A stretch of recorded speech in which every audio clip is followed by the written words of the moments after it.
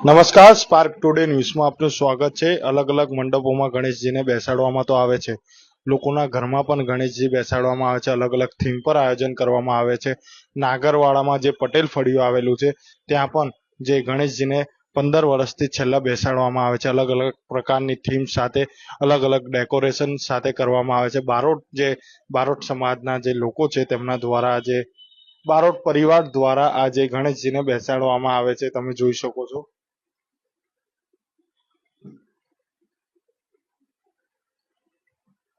આ વખતેની જે થીમ છે તેમની તે રામલલ્લા પર, અયોધ્યામાં જે રામ ભગવાનનું મંદિર છે તેને લઈને આ થીમ પર ગણેશજીને બેસાડવામાં આવ્યા છે, તમે જોઈ શકો છો। જે ડેકોરેશન છે તે બિપિનભાઈ તેમનું પૂરું પરિવાર સાથે આ જે ડેકોરેશન કરવામાં આવ્યું છે તમે જોઈ શકો છો।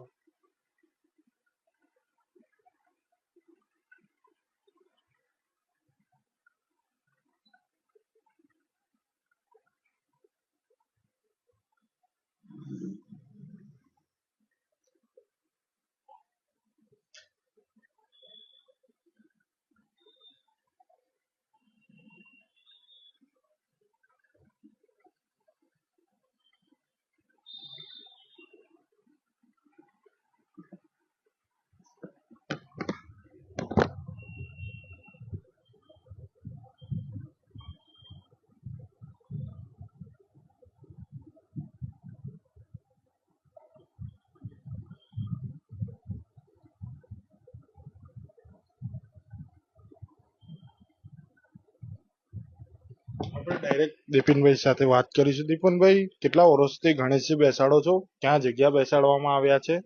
કેવા પ્રકારનું ડેકોરેશન કર્યું છે, શું કહેશો? સૌ પ્રથમ તો જય શ્રી ગણેશ। આપણે છેલ્લા નાગરવાડા પટેલ ફળિયા વિસ્તારમાં છેલ્લા 15 વર્ષથી ઇકો ફ્રેન્ડલી રામલલા સ્વરૂપે છેલ્લા 15 વર્ષોથી શ્રીજીની સ્થાપના કરવામાં આવે છે।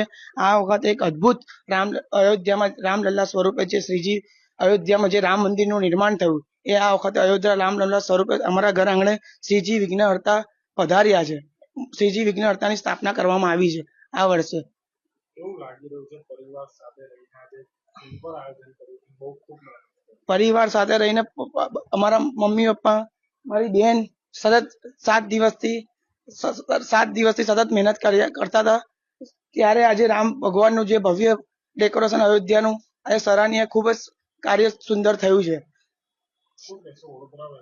વડોદરા વાસીઓને એક જ અપીલ કરીશ કે આપણા સનાતન હિન્દુ ધર્મના પ્રથમ પૂજનીય શ્રીજી વિઘ્નહર્તા આજે અમારા શ્રીજી વિઘ્નહર્તા રામલલ્લા સ્વરૂપે અમારા ઘરે પધાર્યા છે। તો આપ સર્વે વડોદરા વાસીઓ, શહેરીજનો અમારા ઘર આંગણે દર્શનનો લાભ લેવા અવશ્ય પધારે। ભાવભર્યું હાર્દિક આમંત્રણ છે। દર્શનનો લાભ લેવા અવશ્ય પધારે। વડોદરા વાસીઓને, શહેરીજનોને ભગવાન શ્રી ગણેશ ને પ્રભુ શ્રી રામલલ્લા એને સ્વસ્થ રાખે, સુખી રાખે, નિરોગી રાખે ને એમની હર મનોકામના પૂર્ણ કરે એવી અભ્યર્થના સાથે પ્રાર્થના।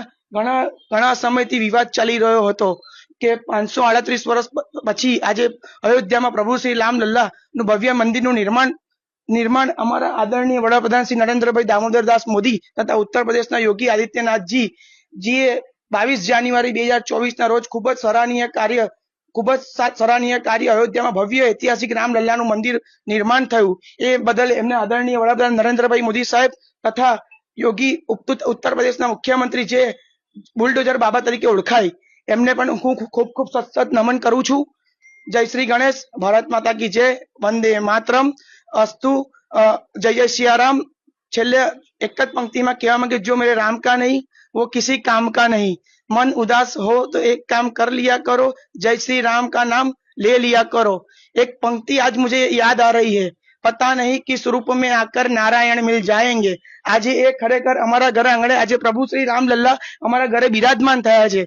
ए वखते एमने हूँ सत प्रभु श्री रामलल्ला तथा हूँ भगवान प्रभु श्री गणेश जी विघ्नहर्ता ने हूँ सत नमन करूं छूं कि मारा परिवार ने स्वस्थ राखे, मस्त राखे, सुखी राखे ने निरोगीमय जीवन आपे एवी प्रार्थना। अने वडोदरा वासीओने पण खूब सारा सुख शांति समृद्धि आपे एवी खूब खूब प्रार्थना। राम राम रमेति रमे रामे मनोरमे, सहस्त्र नाम ततुल्यम राम नाम मनोरमे। जय श्री गणेश। जय जय सियावर रामचंद्र भगवान की जय। राम लखन जानकी जय। जय बोलो हनुमान की।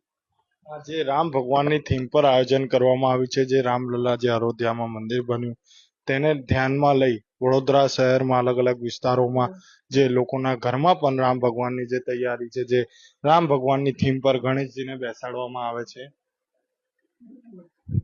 આપણી સાથે જે બેન છે તેમની સાથે વાત કરીશું. બેન, તમે પણ ખૂબ મહેનત કરી છે અને જે રીતે આ ડેકોરેશન કર્યું છે, શું કહેશો? કઈ નહીં, અમે 15 વર્ષથી અમે આ ડેકોરેશન કરીએ છીએ.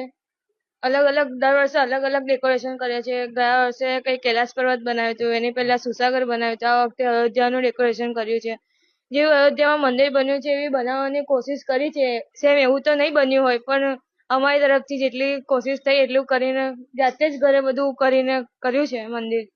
જોઈએ, સારું જ હશે. એમ તો બધાને સારું જ લાગશે. બધાને ઘરે દર્શન કરવા આમંત્રણ આપું છું. બધા સાથે, બધા પોતાના પરિવાર સાથે ઘરે દર્શન કરવા આવો. જય શ્રી રામ. જય શ્રી રામ. પરિવાર સાથે આજે ભગવાન જે રામ ભગવાનના થીમ પર ગણેશજીને બેસાડવામાં આવ્યા છે. બારોટ પરિવાર દ્વારા, જે દીપેનભાઈ બારોટ, જે નાગરવાડા પટેલ ફળિયામાં 54 મકાનમાં રહે છે, તેમના ઘરે જે અયોધ્યામાં જે મંદિર બન્યું રામ ભગવાનનું, તેની થીમ પર આ ગણેશજીને બેસાડવામાં આવ્યા છે. તમે જોઈ શકો છો, જો ડેકોરેશન કરવામાં આવ્યું છે તે તેમના પરિવાર દ્વારા સાથે મળીને, બધા એક સાથે મળીને આ જે ઘર હતી, જે તેમનું ડેકોરેશન છે તે કરવામાં આવ્યું છે. તમે જોઈ શકો છો, આજે રામ ભગવાનની થીમ પર ગણેશજીને, જે દીપેનભાઈ બારોટ છે તેમના દ્વારા ગણેશજીને બેસાડવામાં આવ્યા છે. અને વડોદરા વાસીઓને પણ એક સારો મેસેજ આપ્યો છે કે તેમના ઘરે પણ જે રામ ભગવાનની થીમ પર જે ગણેશજી બેસાડવામાં આવ્યા છે તે દર્શન કરવા જરૂર આવે. હું Kamlesh Joshi, spark today news, Vadodara.